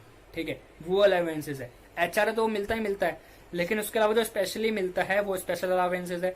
और इसको हमने दो पार्ट में बांटा है। ठीक है, एक पार्ट है कि जो ऑफिशियल ड्यूटीज की परफॉर्मेंस के लिए मिलता है। कौन सी ड्यूटीज? ऑफिशियल ड्यूटीज के लिए। और एक अलावेंसेस है पर्सनल एक्सपेंसेस को मीट करने के लिए जो आपको मिलता है अलावेंसेस, वो है ये। ठीक है, अब जो इस ऑफिशियल ड्यूटीज हैं उनके लिए जो अलावेंस मिलता है वो कौन कौन से है? वो 6 टाइप के हैं। ठीक है, कौन कौन से हैं? ट्रेवलिंग अलाउंस है, daily allowance, convince allowance, helper allowance, academic allowance, uniform allowance. Travelling allowance क्या होता है? ट्रेवल अलाउंस सिंपल सा मीनिंग आप समझो। यहाँ पे जो ट्रेवलिंग अलाउंस है इसका क्या मतलब है कि एक एम्प्लॉय है, उसको जाना है कहीं और अपने शहर से, जिस शहर में उसका ऑफिस है, मान लो दिल्ली में है, अपने शहर से बाहर जाना है तो ट्रेवल करेगा। ठीक है, ट्रेवल करेगा तो अपनी जेब से पैसे लगाएगा। ठीक है, तो जो वो पैसे लगाएगा, जो एक्सपेंडिचर करेगा, वही उसको जो है एम्प्लॉयर जो है दे देगा। यानी कि ये तुम्हारे तुमने पैसे खर्च करे थे, ये मेरी तरफ से अमाउंट है क्योंकि तुमने पैसे खर्च करे थे हमारे ऑफिस के काम के लिए, उसको दे देगा। वो क्या हो गया? हमारा ट्रैवलिंग अलाउंस हो गया। फिर है डेली अलाउंस। डेली अलाउंस और ट्रैवलिंग अलाउंस दोनों कंसेप्ट मिला जुला है, यानी कि दोनों एक दूसरे के भाई भाई बोल सकते हो आप। ट्रैवलिंग कर रहा है तो दिन भी लगेगा उसको, 4 दिन लग सकता है, 10 दिन लग सकता है, मतलब कोई काम है, कोई लंबा चौड़ा काम पड़ गया। ठीक है, वापसी में आएगा, यानी कि एक तो जर्नी में जो टाइम लगा वो, और वहां पर वो रुका, काम को पूरा करवाया वो। ठीक है, ये जब लगेगा, ठीक है, जब ये लगेगा तो उसका मतलब क्या है कि उसमें डेली अलाउंस उसको मिल जाएगा, यानी कि डेली का, यानी कि जितने दिन वहां पे रुका, वो जहां पे गया है ऑफिस के काम के सिलसिले में, जितने दिन वहां पर रुका, ठीक है, उतने दिन का उसको क्या मिल जाएगा? अलाउंस मिल जाएगा। यानी कि उसने कुछ खर्चा वर्चा करा होगा, जो भी खर्चा करा उसने ऑफिस ड्यूटी के लिए, उसको क्या मिल जाएगा? अलाउंस मिल जाएगा अपने एम्प्लॉयर की तरफ से। एम्प्लॉयर उसको बोलेगा तुमने हमारे ऑफिस के काम के लिए खर्च करें, ये तुम्हारे अलाउंस। ठीक है, खत्म कहानी। फिर है कन्वेंस अलाउंस। कन्वेंस अलाउंस का क्या मतलब है? ये क्या, ये भी ट्रैवलिंग से जुड़ा हुआ है। ठीक है, लेकिन ये जो मामला है इसका ट्रैवलिंग वाला, इसका थोड़ा सा अलग है। इसमें आपका क्या मतलब है इसका, कि जब किसी एम्प्लॉय को जिस शहर में उसका ऑफिस है उसी शहर में कहीं जाना है ऑफिस की ड्यूटी के सिलसिले में, यानी कि दिल्ली से बाहर नहीं जा रहा है वो, दिल्ली के अंदर ही रह के कहीं और मतलब किसी और क्या बोलते हैं डिस्ट्रिक्ट में जाने की, मान लो करोल बाग जा रहा है, पटेल नगर में है करोल बाग जा रहा है वो, या फिर द्वारका में है उत्तम नगर जा रहा है, या फिर टाजोरी गार्डन जा रहा है, या फिर अपना सीमापुर जा रहा है, सीमापुरी जा रहा है, या फिर समयपुर बादली जा रहा है, उसका ऑफिस पटेल नगर में है, ठीक है, यहाँ जा रहा है शहर के अंदर, दिल्ली के अंदर ही, ये सब दिल्ली के अंदर ही है, तो उस पे जो खर्चा करेगा आने जाने में, जो भी खर्चा होगा उसको वो एम्प्लॉयर दे देगा। ये लो भाई तुमने खर्चा करा है हमारे ऑफिस ड्यूटी के लिए, ये तुम्हारा जो भी तुमने खर्चा किया था वो अमाउंट, ठीक है। अब यहाँ पर देखो हेल्पर अलाउंस, फोर्थ पॉइंट है हमारा। हेल्पर अलाउंस का क्या मतलब है, एक एम्प्लॉय है काम कर रहा है अपना, बड़े अच्छे से काम करता है, ठीक है, लेकिन उसको कई बार दिक्कत आ जाती है, उसको जो है कुछ बहुत से काम मिल जाते हैं, तो उस काम को करवाने के लिए कोई ना कोई अपने साथ एक हेल्पर रख लेगा, ठीक है, और जो हेल्पर रखेगा उसको कुछ ना कुछ पेमेंट करेगा, साफ सी बात है भाई फ्री में तो कोई काम नहीं करेगा ना उसका, ठीक है, तो इसलिए जब वो अपना हेल्पर रखेगा तो उस हेल्पर को पेमेंट करेगा, तो पेमेंट करने में उसकी जेब से पैसे जाएंगे, जब उसकी जेब से पैसे जाएंगे तो उसके एक्सपेंस हो गया, उस एक्सपेंस को मीट करने के लिए एम्प्लॉयर उसको पैसे देगा। ये लो भाई तुम्हारे काम, तुमने ऑफिस के काम के लिए हेल्पर रखा था, ये लो तुम्हारा एक्सपेंडिचर जो तुमने उसके लिए करा, ठीक है, बस कहानी खत्म, यही हो गया हेल्पर अलाउंस, ठीक है।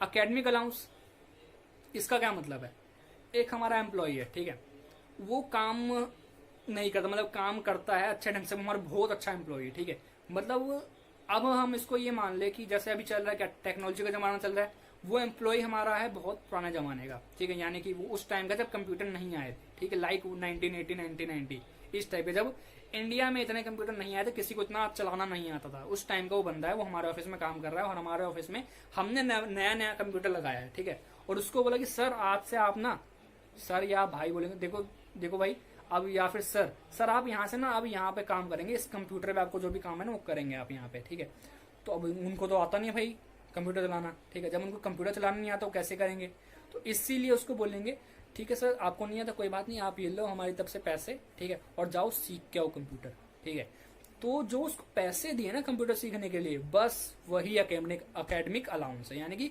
अकेडमिक मतलब क्या हो गया, कुछ सीखना, पढ़ना लिखना सीखना, उस सीखने के लिए उसको पैसे दिए हैं ना, वही एकेडमिक अलाउंस है, ठीक है, खत्म कहानी। फिर है यूनिफॉर्म अलाउंस, ये बहुत ही अच्छा सा कंसेप्ट है, आप थोड़ा सा आपको हंसी भी आने वाली है अभी, ठीक है, ये अलाउंस किस लिए मिलता है कि एम्प्लॉय को जो है प्रॉपर कपड़ों में दिखना जरूरी है ना, ठीक है, अब प्रॉपर कपड़ों में उस ऑर्गेनाइजेशन के जो कपड़े हैं, उस कंपनी के जो प्रॉपर एक ड्रेस कोड है, तो उस पे वो खर्चा भी करेगा उस यूनिफॉर्म के लिए, उस ड्रेस कोड के लिए, तो जो वो खर्चा करेगा उस खर्चे को मीट करने के लिए तो क्या करेगा एम्प्लॉयर जो है उसको पैसे देगा। हम जरा एक बेस्ट एग्जांपल लेके देखते हैं यहाँ पे, मान लो आप एक एम्प्लॉय है, ठीक है, और एक एम्प्लॉयर है, वो एक शॉप के अंदर वर्क कर रहे हैं, यानी कि शॉप के अंदर एम्प्लॉय नहीं होता, क्या होता है, शॉप के अंदर वो वर्क कर रहे हैं, ठीक है, आप गए बाहर से, ठीक है, मान लो आप कस्टमर हो, ठीक है, वहां पर और भी 2-4 कस्टमर और भी थे, ठीक है, वहां पर आप गए, आपने जो है गलती से मतलब किसी कस्टमर से ही पूछ लिया भैया ये, मतलब आप वहां गए पेन लेने के लिए, भैया ये पेन कितने का है, ठीक है, आपने उस कस्टमर से ही पूछ लिया, कस्टमर बोलेगा, गुस्सा भी होगा थोड़ा सा, बिल बोलेगा भाई मैं क्या तुमको ये शॉप का एम्प्लॉय देता हूँ क्या, मैं यहाँ पे वर्क करता हूँ क्या, मेरे को क्या पता कितने का है, तो गुस्सा हो गया वो थोड़ा सा आपसे, ठीक है, आपने उसको बोल दिया, तो दुकानदार आपको देख रहा है, ठीक है, दुकान वाले को, जो एम्प्लॉयर है उनका, उसको समझ आ गया कि भाई ड्रेस कोड हमको बनाना जरूरी है, तो वो ड्रेस कोड बनाना जरूरी है, तो वो क्या करेगा, उसको बोलेगा ये लो तुम कल से ना एक प्रॉपर यूनिफॉर्म में आना, ताकि लोग तुमको देखते ही पहचान ले कि तुम ही एम्प्लॉय हो, ठीक है, तो उसको जो है जो पैसे दिए उस यूनिफॉर्म के लिए, ठीक है, उसने एम्प्लॉयर ने पैसे जो दिए अपने एम्प्लॉय को इस यूनिफॉर्म के लिए, उस पर्टिकुलर यूनिफॉर्म के लिए, यानी कि जो यूनिफॉर्म खरीदने वाला भी मार्केट से खरीद चुका है पहले ही, ठीक है, या फिर भी खरीदेगा जाके, जब भी खरीदे या ना खरीदे, जो भी उसको अलाउंस देगा वो, ठीक है, उस अलाउंस जो मिलेगा वही क्या है हमारा यूनिफॉर्म अलाउंस है। बस आपको इतना याद रखना है कि जो अलाउंस उसको मिला वही यूनिफॉर्म अलाउंस है, ठीक है, यानी यूनिफॉर्म के लिए मिलने वाला जो भी मनी है वो यूनिफॉर्म अलाउंस में आ जाएगा, खत्म कहानी। ये हमारा हो गया 6 के 6 पॉइंट खत्म। अब इसकी तरह हम एग्जाम्पशन देख लेते हैं कि एग्जाम्पशन कैसे मिलती है इसके अंदर, क्योंकि अलाउंस है तो इनकम होगी, इनकम है तो टैक्स लगेगा तो बर्डन आएगा किसके ऊपर, एम्प्लॉय के ऊपर, या हम टैक्स की लैंग्वेज बोले तो एसएससी के ऊपर बर्डन आएगा तो वो जो है टैक्स ना देना चाहेगा, तो इसीलिए गवर्नमेंट ने क्या बोला है, अगर आपको अलाउंस मिलते हैं तो हम आपको एग्जेम्पशन भी देंगे कि ताकि आपको टैक्स कम से कम पे करना पड़े। ठीक है, तो इसमें जो होता है 2 केस आते हैं, उन्हीं 2 पॉइंट में जो सबसे मिनिमम होगा वो आप एग्जेम्पशन ले सकते हो। मिनिमम गवर्नमेंट टैक्स आपसे ज्यादा लेती है, एग्जेम्पशन आपको कम से कम देना चाहती है। बस इसलिए आपको याद रखना है कि मिनिमम वर्ड यूज करना है जगह जगह पे। ठीक है, यानी मिनिमम ऑफ द फॉलोइंग जब एग्जेम्पशन की बात आए तब। ठीक है, यहाँ लिखा हुआ है जैसे कि कौन कौन से, यानी कि 2 पॉइंट कौन कौन से हमारे, कि एक तो हो गया जो आपने एक्चुअल एक्सपेंस करा है, यानी कि जो एक्चुअल एक्सपेंस बोलते हैं, या फिर जो आपने एक्चुअल अलावेंस आपने रिसीव करा है अपने एम्प्लॉयर से वो अमाउंट, या फिर जो आपने जो है ऑफिस की ड्यूटी के लिए आपने खर्च कर दिए हैं वो। ठीक है, इन दोनों में जो सबसे कम होगा वो आपका एग्जेम्प्ट हो जाएगा। सिंपल सा आप याद रखना है, जो मिला अलावेंस और जो खर्च किया वो दोनों में जो कम मिल गया वो एग्जेम्पशन। मंथ याद करने का आप कर सकते हो इससे। ठीक है, which ever is less, word भी है विच एवर इज लेस। अब देखो, अब यहां पर एक बात आती है, बहुत ही उच्च क्वालिटी की बात है। ठीक है, ये जो है सेकंड पार्ट है किसका, प्रेस्क्राइब्ड स्पेशल अलावेंस का। ये है allowance to meet personal expenses. Personal employee के पर्सनल खर्चे को मीट करने के लिए जो एक्सपेंस करे जाते हैं। ठीक है, यानी कि जो अलाउंस दिए जाते हैं एम्प्लॉय के पर्सनल खर्चे के लिए, वही क्या होते हैं, allowances to meet personal expenses. और इसके जो है 4 पार्ट हैं, जो मेन पार्ट है। 4 पार्ट तो इसके बहुत सारे हैं, बट हमने 4 उठाए हैं जो आपके ज्यादातर एग्जाम में आते हैं, एग्जाम में पूछे जाते हैं जिन पार्ट से। ठीक है, तो पहला पार्ट है चिल्ड्रन एजुकेशन अलाउंस, दूसरा है hostel expenditure allowance, transport allowance और अंडरग्राउंड अलाउंस। 4 पार्ट है। अब इसकी तरह हम एक एक करके डिटेल कुंडली पूरी निकाल लेते हैं क्या क्या है ये। पहला है चिल्ड्रन एजुकेशन अलाउंस। ये अलाउंस कब मिलता है, मैंने बोला ना, personal duties, personal expense, personal खर्चे। चिल्ड्रन किसके होंगे पहले सोच के देखो, एम्प्लॉय के चिल्ड्रन होंगे। एम्प्लॉय के जो बच्चे हैं उनको पढ़ाना जरूरी है, तो एम्प्लॉय उनको पढ़ाएगा। ठीक है, तो उसको पढ़ाने के लिए उसका कुछ खर्च लगेगा, स्कूल की फीस हो गई, कॉपी किताब वगैरह हो गया। ठीक है, इन सब के लिए उसको खर्च लगेगा। ठीक है, जब उसको ये खर्च लगेगा तो उसके लिए कुछ ना कुछ वो पेमेंट करेगा। ठीक है, खर्च करेगा तो खर्च तो हो ही रहा वो। ठीक है, तो उस पेमेंट जब वो करेगा उसके लिए जो है एम्प्लॉयर उसको पैसे देगा। ठीक है, कि ये लो पैसे और अपने बच्चों को हमारी तरफ से पढ़ाओ। ठीक है, जब उसको वो पढ़ाएगा, ठीक है, तो वही पढ़ाएगा तो ठीक है, अच्छी बात है। जो एम्प्लॉयर ने उसको पैसे दिए अपने चिल्ड्रन को पढ़ाने के लिए, एम्प्लॉय के चिल्ड्रन को पढ़ाने के लिए जो पैसे दिए, वही चिल्ड्रन एजुकेशन अलाउंस है। ठीक है, आई होप आप समझ गए होंगे यहाँ तक। ठीक है, अब ये जो अलाउंस है मिलता कैसे है, यानी कि कितने तक की इसमें एग्जेम्पशन मिल जाती है। ये एग्जेम्पशन मिलती है मिनिमम 100 रुपए, यानी कि मैक्सिमम 100 रुपए। मिनिमम नहीं कह रहा मैं, मैक्सिमम, यानी कि 100 रुपए आपको ज्यादा एम्प्लॉयर आपको दे सकता है चिल्ड्रन की एजुकेशन के लिए। और कितने चिल्ड्रन में, मैक्सिमम 2 चिल्ड्रन के लिए आपको जो है ये अलाउंस मिल सकता है। 2 से ज्यादा पे नहीं मिलेगा, यानी कि मात्र आपको जो है आपका एम्प्लॉयर 100 रुपए देगा एक चाइल्ड के लिए।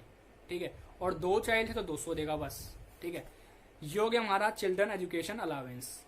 आइए बात करते हैं हॉस्टल एक्सपेंडिचर अलाउंस। ये कब मिलता है, जब आपके चिल्ड्रन को रहना हो हॉस्टल में, यानी कि वो जिद कर रहा हूँ हॉस्टल जाना, हॉस्टल की लाइफ जीनी है, उसको जिद कर रहा हो हॉस्टल में रहना है, तो आप हॉस्टल भेजोगे उसको। जब आप हॉस्टल में भेजोगे तो उसके लिए आप कुछ ना कुछ खर्चा भी करोगे। जो आप खर्चा करोगे वो खर्चा आपको अपने एम्प्लॉयर की तरफ से मिल जाएगा।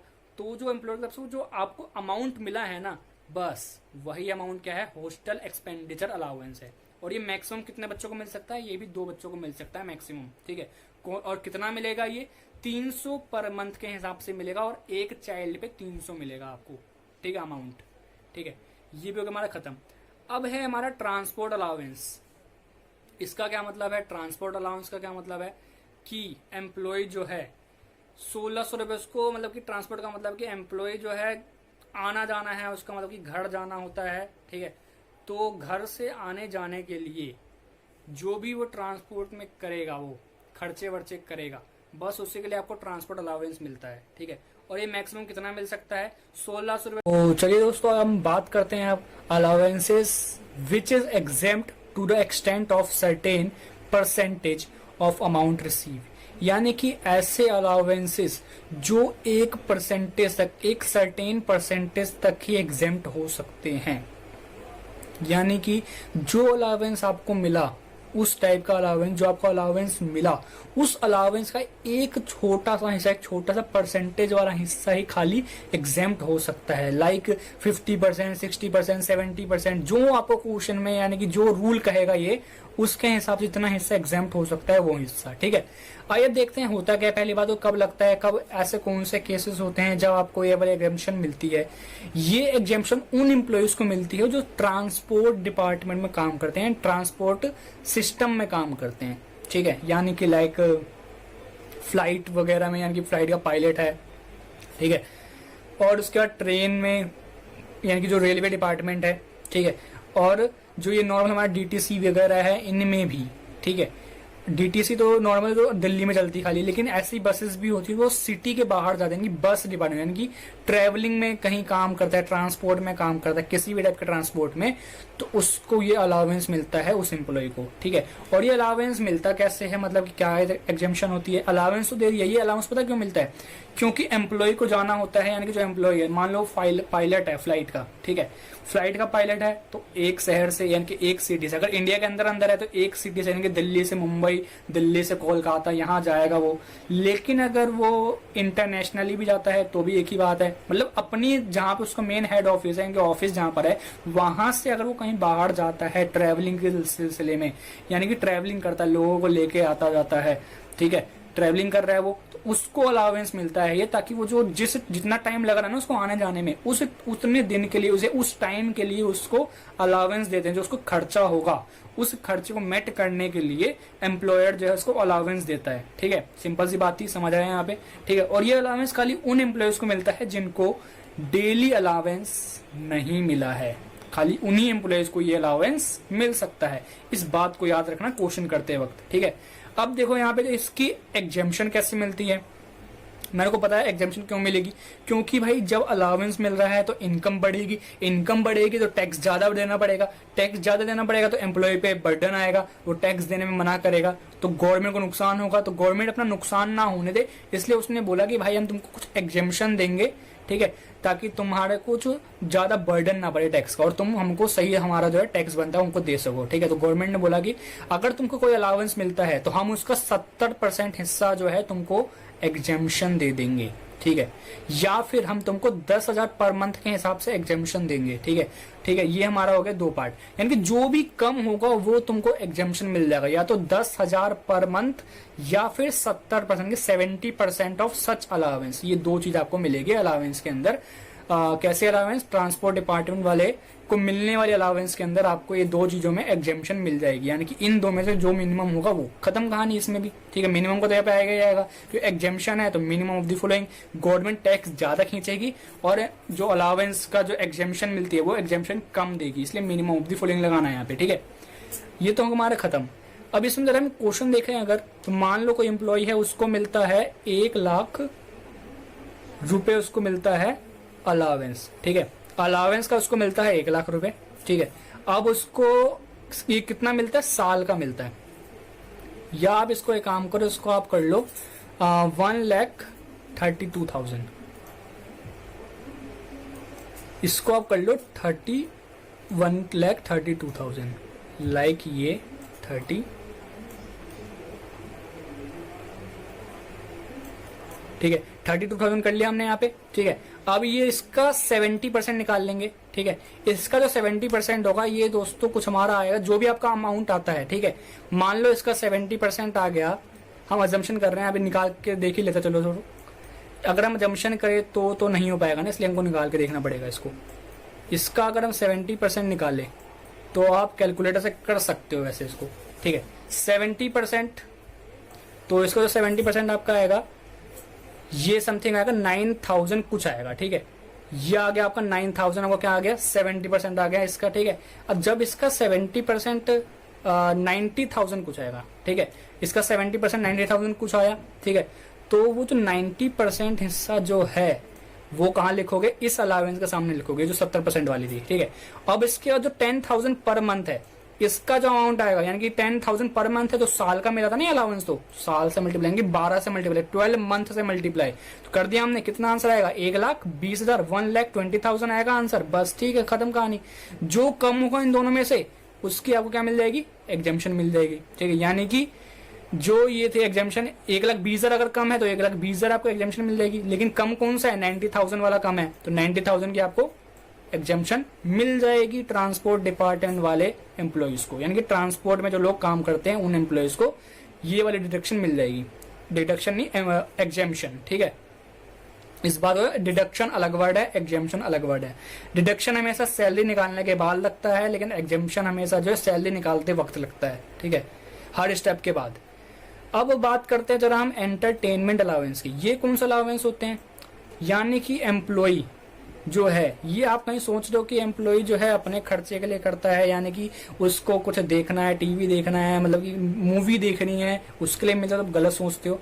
ये अलाउंस इसलिए मिलता है क्योंकि एम्प्लॉय जो है लाइक कॉल सेंटर में है, तो कॉल सेंटर जानते हैं क्या होता है? कॉलिंग वगैरह आती है, तो उनको वो जो है अच्छे ढंग से बात करते हैं, उनको एंटरटेन करते हैं। ठीक है, लाइक कुछ जोक्स हो गए, शायरी वगैरह हो गई, आप मोबाइल पे आपके आते रहता है कि जोक्स इतने रुपए में इतने मिनट आप सुन सकते हैं, तो वो आपको एंटरटेन कर रहे हैं। वहां पे जब कॉल करोगे उस नंबर पे तो आपको एंटरटेन करेंगे उस तरफ से। तो उन एम्प्लॉय जो आपको एंटरटेन कर रहे हैं कस्टमर्स को, ठीक है, तो उनको जो है एंटरटेनमेंट अलाउंस मिलता है। यानी कि एंटरटेन करने के लिए जो अलाउंस दिए जाते हैं वही अलाउंस एंटरटेनमेंट अलाउंस कहलाते हैं। यानी कि एम्प्लॉय को जो एम्प्लॉयर देता है पैसा वही एंटरटेनमेंट अलाउंस होता है। और ये जो होता है अलाउंस, ये किसी भी एम्प्लॉय को मिल सकते हैं, चाहे वो गवर्नमेंट एम्प्लॉय हो या फिर नॉन गवर्नमेंट हो, कोई सा भी एम्प्लॉय हो उसको मिलेगा। ठीक है, और इसको जो है पहले कहाँ इंक्लूड करते हैं? ग्रॉस सैलरी में इंक्लूड करते हैं। सबसे पहले ग्रॉस सैलरी में करना है इंक्लूड, और उसके बाद जब ग्रॉस सैलरी आपकी निकल जाए, खत्म हो जाए, ग्रॉस सैलरी का आंसर आ जाए, तब जाके आपको डिडक्शन क्लेम करनी है। किस सेक्शन के अंदर? सेक्शन 16(2) के अंदर इसकी डिडक्शन मिलती है, एंटरटेनमेंट अलाउंस की डिडक्शन। ठीक है, और ये किसको मिलेगी? खाली सिर्फ गवर्नमेंट एम्प्लॉय, गवर्नमेंट के अलावा कोई एम्प्लॉय नहीं होना चाहिए। इस बात को याद रखना। गवर्नमेंट का जो इनकम टैक्स एक्ट है ये साफ कहता है कि भाई गवर्नमेंट का एम्प्लॉय होना चाहिए, गवर्नमेंट का वो बंदा होना चाहिए। नॉन गवर्नमेंट हुआ तो हम तुमको डिडक्शन नहीं लेने देंगे। ठीक है, सिंपल सी बात। फिर है कि डिडक्शन मिलती कितनी है?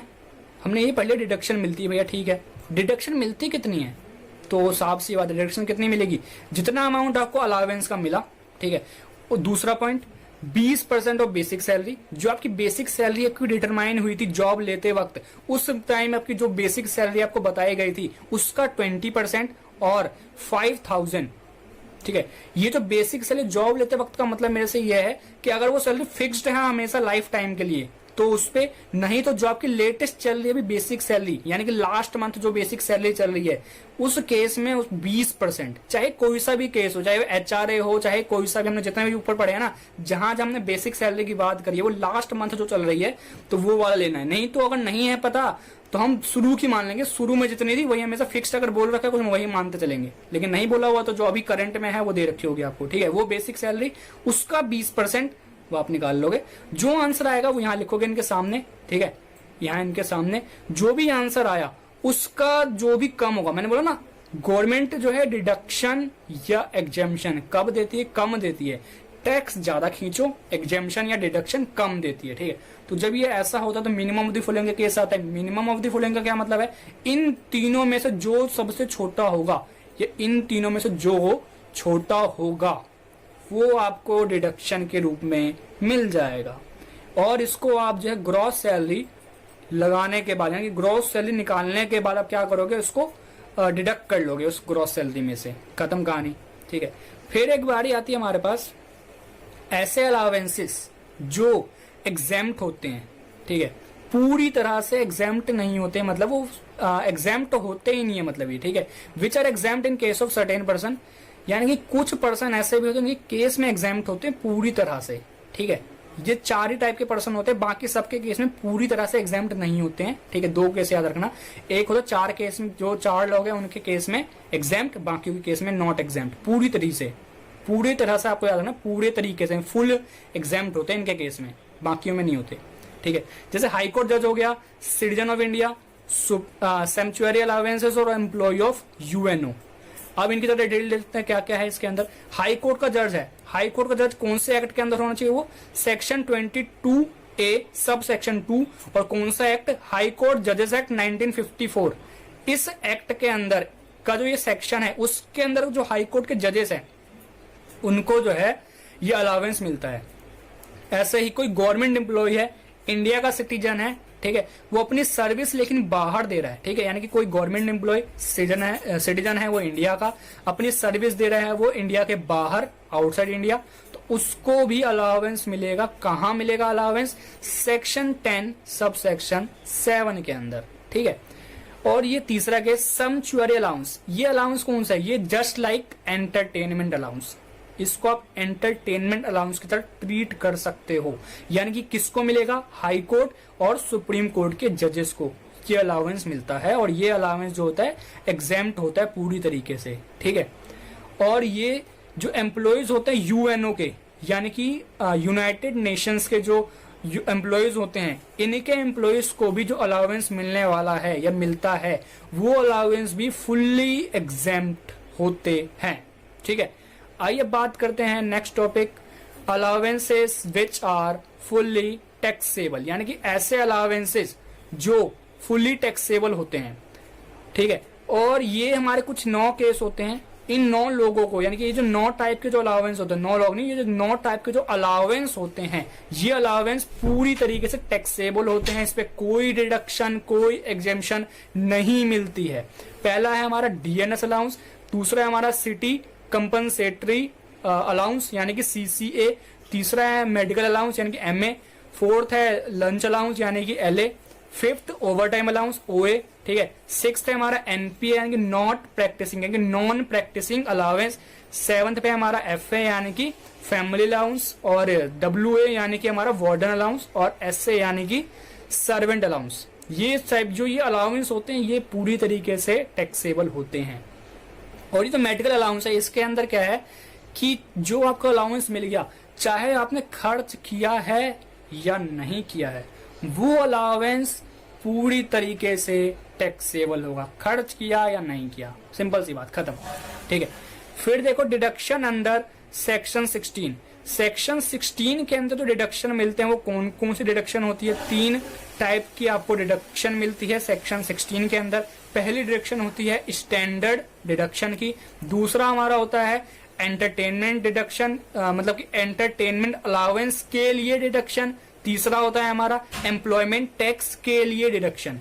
यानी कि जो ये सेक्शन 16 1A यानी कि 1A यानी कि देखो IA लिखा हुआ है ना, ये 1A है, और इसको ऐसे ही लिखना है आपको अपने एग्जाम के अंदर भी, ठीक है। स्टैंडर्ड डिडक्शन मिलती है इसके अंदर, ये भी ग्रॉस सैलरी के बाद मिलती है, कि आप याद रखो डिडक्शन कोई सी भी हो, ग्रॉस सैलरी कैलकुलेट कर लिया अगर आपने तभी दे सकते हो डिडक्शन, ठीक है। तो ये कब मिलेगी, ग्रॉस सैलरी निकालने के बाद, ठीक है। ऐसे ही सेक्शन 16(2) के अंदर एंटरटेनमेंट अलाउंस के लिए डिडक्शन मिलती है, सेक्शन 16(3) के लिए भी एम्प्लॉयमेंट टैक्स के अंदर डिडक्शन मिलती है, ठीक है। फिर है स्टैंडर्ड डिडक्शन के बारे में थोड़ी डिटेल, ठीक है। जो ये स्टैंडर्ड डिडक्शन है ये 40,000 रुपए मिलती है बस, 40,000, कितनी रुपीज 40,000, यानी कि कितनी मिलती है रुपीज 40,000, या फिर 40,000 तो ठीक है मिलती है, लेकिन अगर जो सैलरी का जो अमाउंट है या तो 40,000 या जितनी सैलरी है, इन दोनों में जो कम होगा वही आपको डिडक्शन के रूप में मिल जाएगा। मान लो किसी की सैलरी है 40,000 ही सैलरी है और डिडक्शन भी 40,000 का ही मिलता है, तो 40,000 ही आपको डिडक्शन मिलने में, यानी मैक्सिमम जो है डिडक्शन आपको इसमें 40,000 दे रखा है तो 40,000 ही डिडक्शन मिलेगी, ठीक है। और सैलरी भी अगर आपकी 40,000 ही है तो, लेकिन सैलरी है किसी की 80, ठीक है, 80 के यानी कि 80,000 सैलरी है, तो 80,000 में से ये 40,000 मैक्सिमम 40,000 मिल सकती है ना, तो इस 40,000 को आप क्या कर लोगे, माइनस, ठीक है, खत्म कहानी, सब्सट्रैक्ट कर लोगे इसमें से, जो आंसर आएगा वही आपका क्या होगा, टैक्सेबल होगा। यानी कि 80K माइनस 40K कितना होगा, ठीक है, 40K आया आंसर, बस ये टैक्सेबल अमाउंट आ गया। अब इस पे जो टैक्स लगेगा आपका, ठीक है। अब बारी आती है एम्प्लॉयमेंट टैक्स की, क्योंकि मैंने आपको ऊपर एंटरटेनमेंट अलाउंस पहले ही बता चुका हूं। अब बात करेंगे एम्प्लॉयमेंट टैक्स की। ये टैक्स कौन लेता है, किसको मिलता है और कौन देता है, ये 3 चीज हम देखेंगे। जो टैक्स है कौन लेता है, स्टेट गवर्नमेंट या लोकल अथॉरिटी, इनके पास पावर होती है कि ये जो है क्या करें, लॉ बनाए। कैसे लॉ बनाए? टैक्स कलेक्ट करने के लॉ बनाए। टैक्स किससे कलेक्ट करेंगे? ये प्रोफेशंस या जो प्रोफेशंस के लिए टैक्स कलेक्ट करेंगे, ट्रेड्स के लिए टैक्स कलेक्ट करेंगे, कॉलिंग्स और एम्प्लॉयमेंट के लिए टैक्स करेंगे, टैक्स जो है कलेक्ट करेंगे। यानी कि सिंपल सी बात है कि आप कोई जॉब करते हो, किसी बिजनेस के ओनर हो, इस बात का टैक्स दो कि आप जॉब करते हो। ये गवर्नमेंट टैक्स लेती है कि आप जॉब करते हो, इस बात का टैक्स दो हमें। आप बिजनेस के ओनर हो, इस बात का टैक्स दो हमें। वही एम्प्लॉयमेंट टैक्स है। ठीक है, सिंपल सी बात, खत्म कहानी यहाँ पे। तो ये हमारा हो गया आज के सारे टॉपिक कंप्लीट, जो हमने पढ़ने थे हमने सारे पढ़ लिए। लेकिन एक बात और यहाँ पे ध्यान रखना कि एम्प्लॉयमेंट टैक्स में जो है आपको क्वेश्चन में स्पेसिफाई होगा, और स्पेसिफाई होगा तो ये जो अमाउंट है इसका, जिसमें एग्जेम्पशन मिलती है, ये पूरे अमाउंट से मिलती है। यानी कि जितना अमाउंट आपको मिला है अलाउंस के रूप में, टैक्स के रूप में, उतना अलाउंस जो है आपका डिडक्टेबल भी होगा। ठीक है, इन केस आपका जो ये एम्प्लॉयमेंट टैक्स है, मान लो आप जॉब करते हो, ठीक है, और आप किसी का एम्प्लॉय हो, तो आपका जो एम्प्लॉयर आपका ये जॉब का ये जो टैक्स देता है, ठीक है, तो जब वो टैक्स देगा तो इसका मतलब क्या है, उसने आपकी हेल्प करी है। तो इसका मतलब क्या है कि जो टैक्स देगा, जितने अमाउंट का टैक्स दिया है, वो आपकी सैलरी में ऐड हो जाएगा।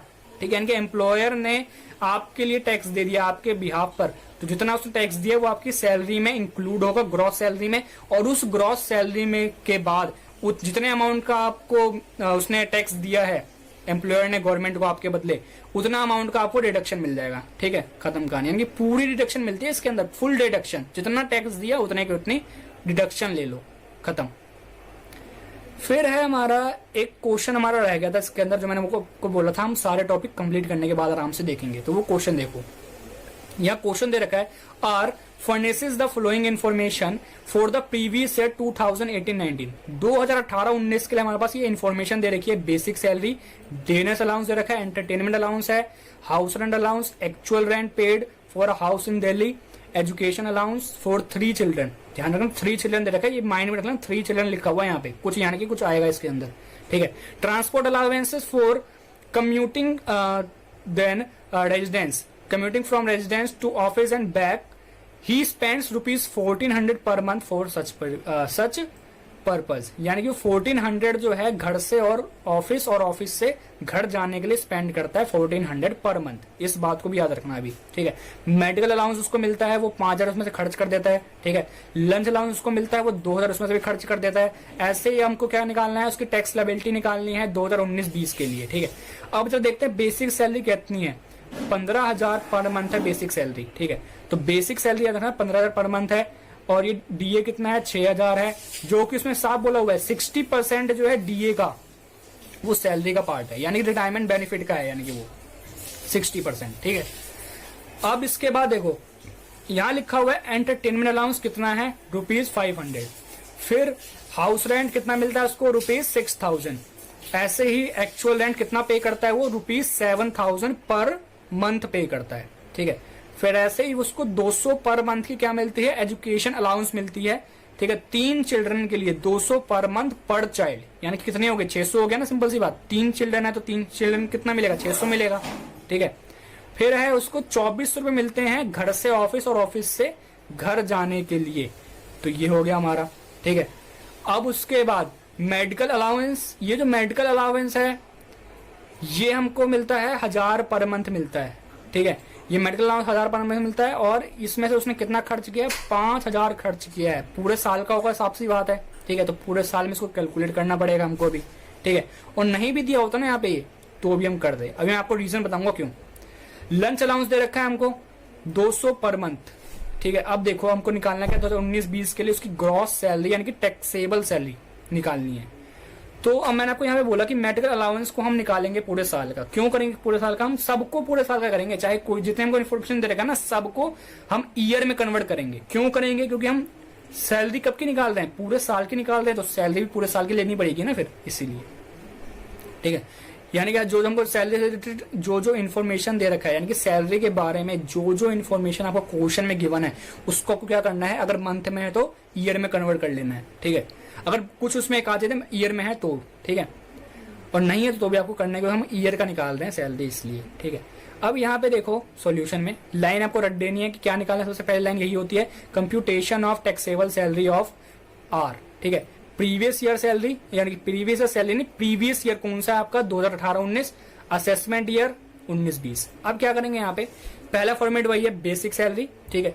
Basic salary, dearness allowance, entertainment allowance, education allowance, मतलब आपको जैसे जरूरी नहीं कि आपको बिल्कुल उसमें लेवल में ही लिखना है कि इसी लेवल में आना चाहिए, आप कैसे भी लिख सकते हो, बट आपको लिखना है इसके अंदर, ठीक है। बेसिक सैलरी जिसमें से और डीए सबसे सबसे पहले आते हैं, ठीक है। बेसिक सैलरी कितनी थी, 15,000 थी। 12 मंथ के हम निकाल लेंगे, पूरे साल की सैलरी कैलकुलेट कर रहे हैं तो निकाल लिया हमने यहाँ पे। अब ऐसे डीए कितना था, 6,000 था, पूरे साल का निकाल लेंगे 72,000 आ गया, ठीक है। ऐसे ही एंटरटेनमेंट अलाउंस, इसमें आपको बोला था ऊपर उसने 500 था पर मंथ का, 12 मंथ का कितना होगा निकाल लिया हमने 6,000, ठीक है। अब यहाँ पे देखो एजुकेशन अलाउंस उसने ऊपर बोला हुआ था 200 पर मंथ पर चाइल्ड, तो 3 चाइल्ड है तो 3 चाइल्ड के लिए 200 से मल्टीप्लाई 600 आ गया। और कितने मंथ के लिए, ये तो खाली 1 मंथ का था, हमको 12 मंथ का निकालना है तो 12 मंथ से मल्टीप्लाई कितना आ गया 7200।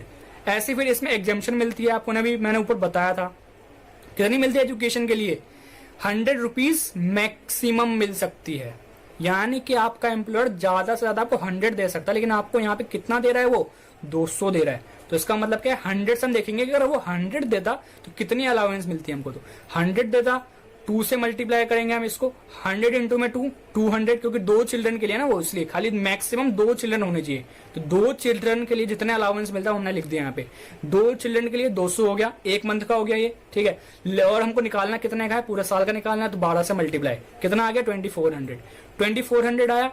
और हमने क्या पढ़ा था इस केस में, जब हम एजुकेशन अलाउंस वाला केस पढ़ रहे थे अभी ऊपर, तो हमने क्या पढ़ा था एग्जाम्पशन के बारे में, देखो यहाँ पे हमने यहाँ पर पढ़ा था कि जब एजुकेशन वाला हो या कोई सा भी इन चार में कोई सा भी केस हो तो क्या आता है, एक्चुअल अमाउंट रिसीव और लिमिट स्पेसिफाई, ठीक है। तो हमको मिला कितना है एक्सपेंस में, अलाउंस कितना मिला हमको एक्सपेंस मीट करने के लिए, वो हमको कितना मिला, हमने कैलकुलेट करा था ना यहाँ पे, हमको मिला था यहाँ पे वो 7200। ये मैक्सिमम है मिनिमम है, 7200 ज्यादा है ना 2400 से, तो 2400 कम है ऑब्वियसली बात है, तो यानी कि रिसीव और स्पेंड 2400 कर सकता था वो, 2400 हम माइनस कर देंगे उसमें से, जो बचा वो टैक्सेबल होगा, उसको मतलब ग्रॉस सैलरी में ऐड कर देंगे, खत्म। फिर ऐसे यहाँ पे दे रखा है ट्रांसपोर्ट अलाउंस, ये भी 2400 मिलता है पर मंथ का, तो इसको हम ईयर में कन्वर्ट कर लेंगे, जो भी हमारा आंसर आएगा हमने यहाँ पर लिख दिया है। यहाँ हमारा आंसर कितना आएगा 28,800 आएगा, 28,800 आएगा इसका आंसर, ठीक है। और इसकी जो एग्जेम्पशन नहीं मिलती है, मैंने आपको ऊपर बताया था अभी, क्योंकि जब से स्टैंडर्ड डिडक्शन आया है मार्केट में लॉ के अंदर, टैक्स के अंदर, ठीक है, तब से जो है नील यानी कि एग्जेम्पशन नहीं मिलती है, इसलिए मैंने यहाँ पे लिख दिया एग्जेम्पशन, बट आपको लिखना नहीं है क्योंकि ये आता ही नहीं है, नील ही आएगा इसका, तो यहाँ पे लिखने का फायदा नहीं है, ठीक है। ये आपको समझाने का। मेडिकल अलाउंस अभी हमने ऊपर पढ़ा फुली टैक्सेबल होते हैं, जितना मिला सब टैक्सेबल, 12,000 रुपए पर मंथ था, 12 से मल्टीप्लाई 12,000, ठीक है। खर्चा उसने जितना भी कराओ, लेकिन जितना मिला वो टैक्सेबल है, लिख दिया हमने। ऐसे ही लंच अलाउंस जितना मिला सब टैक्सेबल, चाहे खर्चा जितना मर्जी कराओ, ठीक है। 200 इंटू में 12 तो 2400 आ गया, कितना आ गया तो 2400 हम लिख देंगे यहाँ पे सिंपल सी बात, क्योंकि एग्जेम्पशन तो मिलनी नहीं है इसके अंदर, टैक्सेबल है वो, इसलिए। ऐसे फिर आपको HRA भी तो मिल रहा है ऊपर, 6,000 पर मंथ के रूप में मिल रहा है आपको HRA, तो कितना आएगा 12 मंथ के लिए 72,000 आपका आ जाएगा यहाँ पे, ठीक है। ऐसे एग्जेम्पशन कितने की मिल जाएगी आपको, वो हम कैलकुलेट करेंगे अभी। यहाँ पे देखो हमको निकालना है एंटरटेनमेंट अलाउंस का एग्जेम्पशन, ये तो डिडक्शन हो गई, ये भी बाद में करेंगे, पहले आप ये देखो एग्जेम्पशन जो कि हमारा है HRA पर्पस के लिए। तो सिंपल सी बात है, एक्चुअल अमाउंट कितना रिसीव किया आपने, ठीक है, रेंट पे उसमें 10% सैलरी का माइनस कर देंगे और सैलरी का 50%, 3 चीज देखेंगे इसके अंदर। एक्चुअल अमाउंट HRA का 72,000, ठीक है, और फिर रेंट पे आपने कितना किया है, उसने बोला क्वेश्चन के अंदर 7,000 पर मंथ आप रेंट पे कर रहे हो, तो 12 मंथ का कितना होगा 84,000, ठीक है, तो 84,000 होगा, तो इसका मतलब रेंट पे कर रहे हो आप 84,000, और उसमें से सैलरी का 10%, ये सैलरी कौन सी लेनी है, सैलरी आपको लेनी है वही वाली बेसिक प्लस DA वाली, ठीक है, DA और ब्रैकेट में forming part of retirement benefit वाली, ठीक है। तो ऊपर उसने कहीं आपको स्पेसिफाई करा करा था सर, 60% बोला था ना उसने ऊपर अभी, तो निकाल लो फिर। बेसिक सैलरी कितनी है, 15,000 है। यहाँ हमने 12 मंथ इसलिए लिया है क्योंकि रेंट भी आप 12 मंथ का पे कर रहे हो, इसलिए 12 मंथ से मल्टीप्लाई करोगे, ठीक है। तो 15,000 पर मंथ है, तो 15,000 इंटू में 12 बेसिक सैलरी का आ गया। और डीए जो 6,000 मिल रहा था आपको ऊपर, उसको 12 मंथ से मल्टीप्लाई, 12 मंथ की आपको निकल गई डीएनएस अलाउंस, ठीक है। और उसका 60% जो है वो खाली सैलरी का पार्ट है, तो 60% से मल्टीप्लाई कर दो, कितना आ गया 43,200, और ये 1,80,000, इन दोनों में कर दो ऐड, तो 2,23,200 आपका आंसर आ जाएगा सैलरी का।